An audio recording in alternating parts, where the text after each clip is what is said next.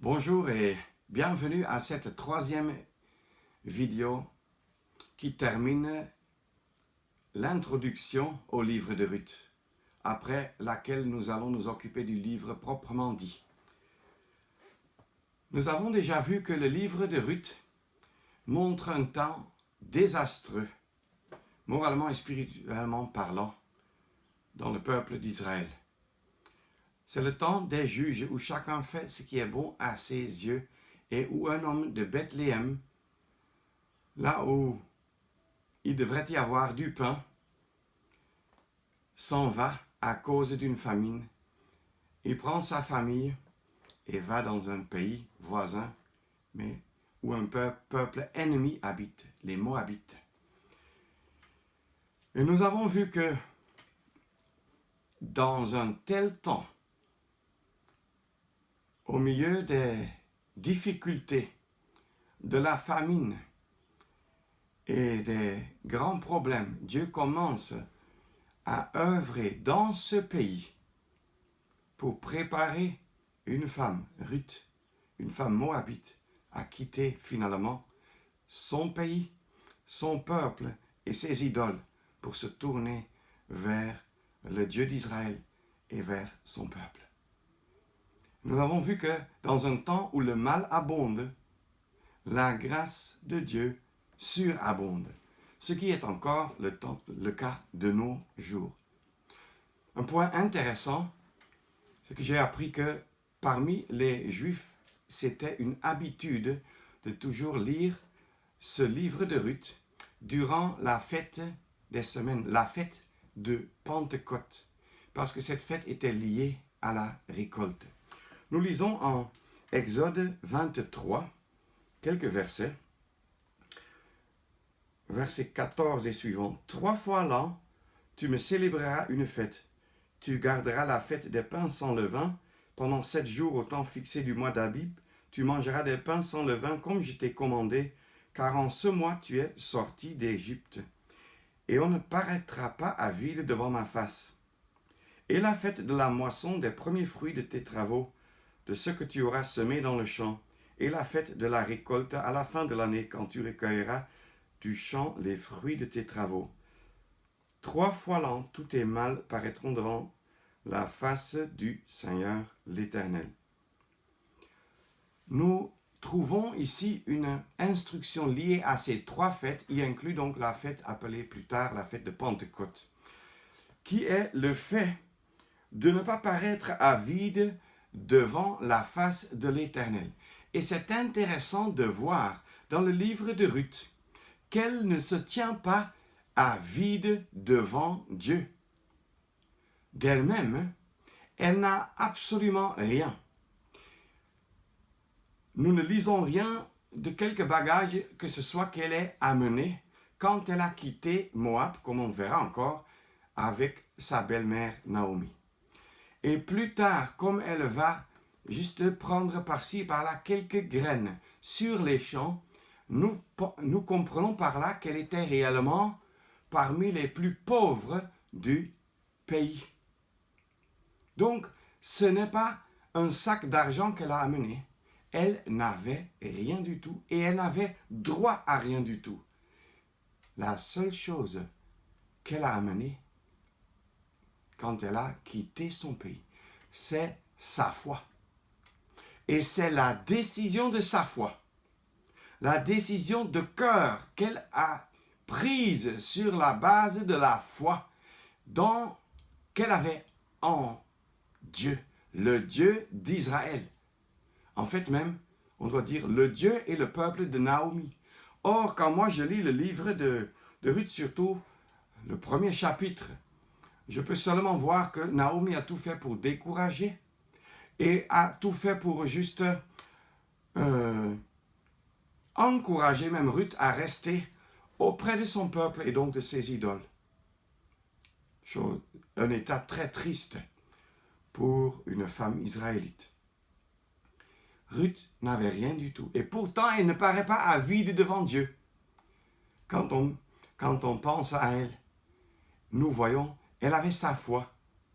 Et les premières graines se formant dont on va encore s'occuper, les orges, elle les reçoit par la direction gracieuse de Dieu, parce que Boaz donne des ordres à ses serviteurs pour ne pas récolter toutes les orges. Deuxièmement, elle reçoit aussi Boaz par pure grâce divine, et ensuite ils reçoivent ensemble un fils, Obed.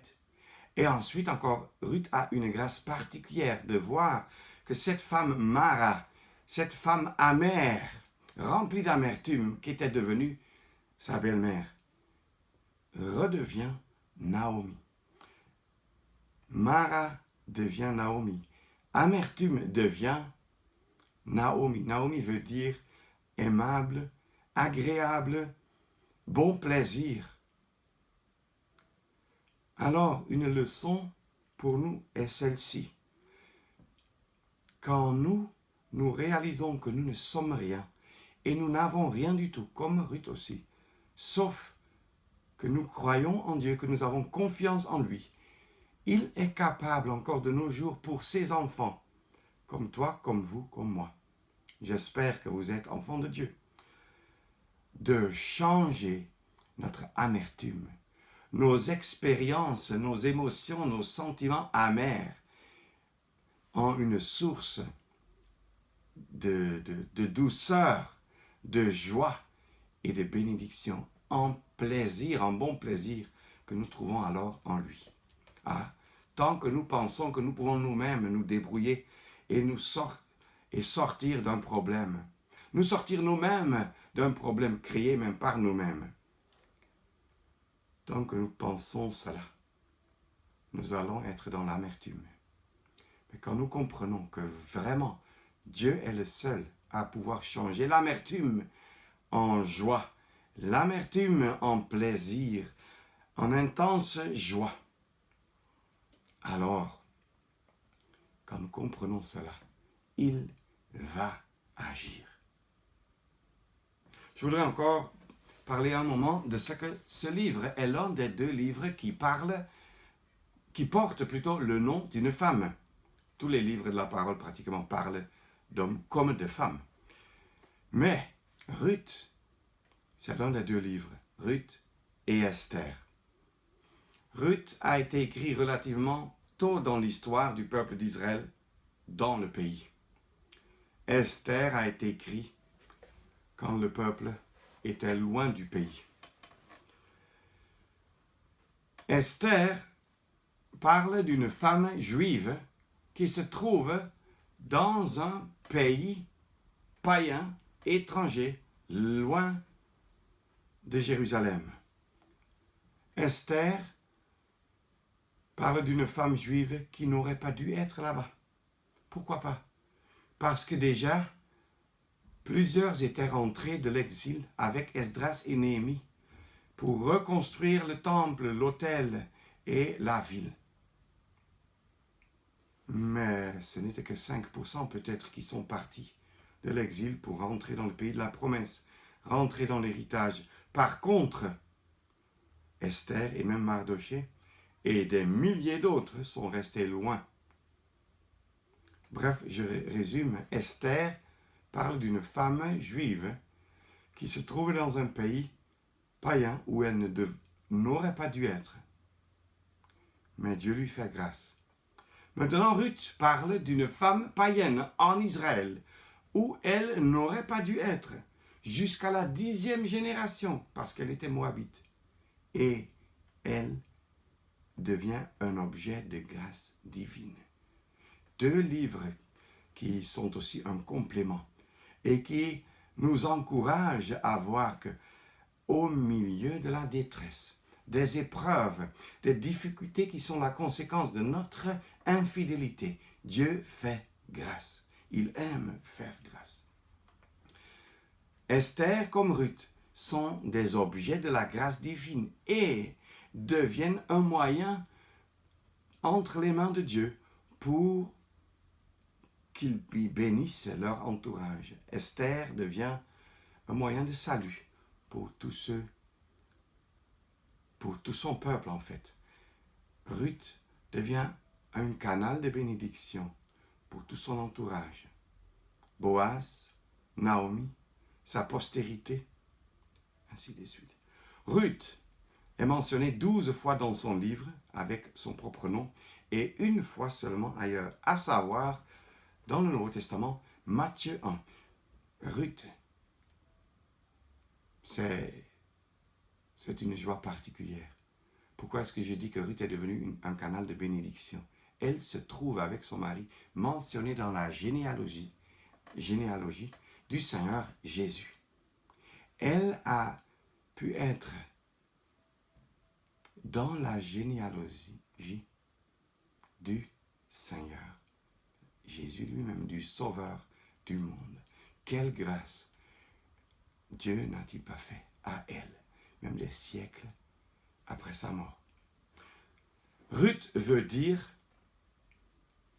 comme les noms dans l'Ancien Testament souvent ont une signification, mais qui n'est pas toujours très claire. L'une des significations est ami ou amitié. Peut-être aussi réconfort, selon un autre vocabulaire. Ça peut aussi dire apparition ou beauté. Tout cela nous montre une chose, c'est que quand nous sommes liés au Seigneur Jésus, nous sommes des objets d'un lien si proche. Il nous appelle ses amis. Au moins, il a dit ça à ses disciples dans l'Évangile selon Jean. Et nous savons aussi que son apparition est liée à la beauté. Ruth a pu manifester quelque chose de la beauté de Boaz et a été une joie, une source de beauté et de joie et de satisfaction pour Boaz. Nous allons encore voir cela un peu plus tard. Je voudrais encore revenir sur ce que j'ai déjà dit dans la première vidéo, à savoir qu'il y a plusieurs volets d'interprétation ou d'application. Tout d'abord, il y a tout simplement, comme pour chaque livre historique de l'Ancien Testament, ainsi aussi pour cette histoire, les événements historiques qui témoignent de courage, de foi d'une femme païenne et de la réponse gracieuse, pleine de miséricorde de la part de Dieu. Nous voyons donc les événements historiques et les leçons qui sont voilées là-dedans pour nous, cachées, mais nous les découvrons. Deuxièmement, il y a des applications directes à nous, pas des applications dans le sens que nous appliquons cela un à 100%, parce que les temps sont différents. Mais il y a des leçons pratiques, des avertissements, des encouragements, des enseignements pour nous là-dedans. Troisièmement, ce livre a une valeur prophétique. Ce livre même témoigne de la venue du Messie, puisqu'à la fin, David est mentionné et le Messie est la racine et la postérité de David, comme le Seigneur Jésus le dit en Apocalypse 22. À cause de l'infidélité du peuple juif, ce peuple a été chassé parmi toutes les nations, tous les peuples, comme aussi Elimelech est parti avec sa famille dans une nation païenne. Et la conséquence a été que Naomi est devenue une veuve sans Dieu et sans enfants, sans avenir, sans postérité. Mais un jour, un résidu, un reste, une petite partie fidèle de ce peuple qui n'a aucun droit, qui ne peut faire valoir aucun droit à cause de son infidélité, mais qui a été formé au milieu des nations païennes, sera de nouveau accepté par Dieu en grâce. Ruth en est une image. Nous voyons donc que d'abord Naomi est une image d'Israël en ce que Israël est dispersé parmi les nations, sans Dieu, sans perspective biblique pour un avenir avec Dieu. Naomi, une image comme veuve, sans enfant, une image triste de l'état du peuple d'Israël, comme nous allons encore voir tout à l'heure avec des versets de la parole de Dieu. Mais, un jour, une certaine Ruth apparaîtra, n'ayant droit à rien du tout, venant d'entre les nations, plaidant sur la grâce divine et la recevant par pure grâce, sans avoir mérité quoi que ce soit. Donc l'image, l'illustration concernant le peuple d'Israël change de Naomi, son état depuis des siècles sans Dieu, vers Ruth, une jeune femme venant d'entre les païens, n'ayant droit à rien du tout, mais venant, pour ainsi dire, à la maison, là où elle aurait dû être. Dans les débuts, Dieu avait une relation d'amour avec son peuple, comme nous le lisons dans le livre de Jérémie.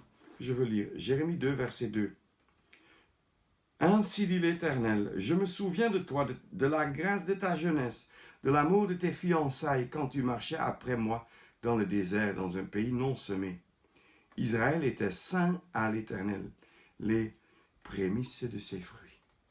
Voyons, je me souviens de l'amour de tes fiançailles. Mais Jérémie 3 nous dit ceci. Verset 8. Et j'ai vu que, quand pour toutes les choses en lesquelles Israël, l'infidèle, avait commis adultère, je l'ai renvoyé et je lui ai donné sa lettre de divorce.